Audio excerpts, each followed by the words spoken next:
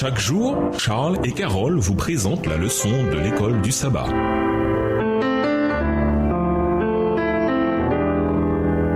Bienvenue dans votre émission. Dieu nous parle. Nous voilà à la leçon de vendredi. Pour aller plus loin, sans révéler à ces hommes de son choix toute la lumière qui devait être donnée au monde, Dieu leur fit voir plusieurs des erreurs de l'Église. Par leurs moyens, il faisait sortir le peuple des ténèbres, mais graduellement et pas à pas, en tenant compte des nombreux et sérieux obstacles à surmonter. Non préparés à contempler la vérité dans tout son éclat, ils s'en seraient détournés, éblouis, telle une personne qui passe de l'obscurité à la clarté du soleil de midi. Siècle après siècle, d'autres ouvriers fidèles allaient être chargés de conduire les âmes plus loin encore sur le chemin de la réforme. Dans une autre lettre adressée à un prêtre qui était devenu un disciple de l'Évangile, Huss parla avec une profonde humilité de ses faiblesses. Il s'accusa d'avoir pris plaisir à porter de riches vêtements et d'avoir gaspillé des heures à des occupations frivoles. Puis il ajouta cette touchante exhortation: que la gloire de Dieu et le salut des âmes occupent seul ton esprit et non la possession de bénéfices et d'héritage. Prends garde à ne point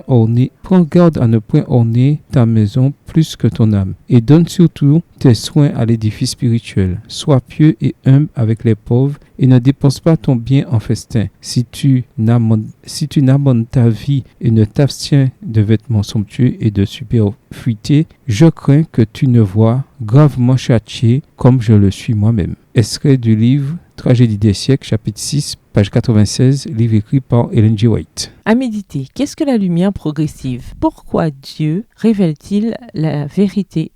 Pourquoi Dieu révèle-t-il la vérité progressivement? En quoi ces principes s'appliquent-ils à l'Église de Dieu aujourd'hui? En quoi les découvertes de nouvelles vérités sont-elles liées aux vérités précédentes que le peuple de Dieu avait comprises? Pourquoi les nouvelles lumières ne doivent-elles jamais contredire les anciennes? Où que vous viviez, la culture environnante ne manquera pas de mettre en avant des idées, des valeurs morales qui sont, d'une manière ou d'une autre, en contradiction avec ce que la Bible enseigne. Après avoir identifié ces domaines conflictuels, comment vous voyez-vous personnellement et comment voyez-vous l'Église gérer ces difficultés? Comment rester de bons citoyens sans pour autant adopter les valeurs tordues imposées par notre culture? En quoi la lettre de Jean Huss influence-t-elle votre pensée aujourd'hui? Qu'est-ce qui vous impressionne dans cette lettre? Au revoir. Et à demain si Dieu veut.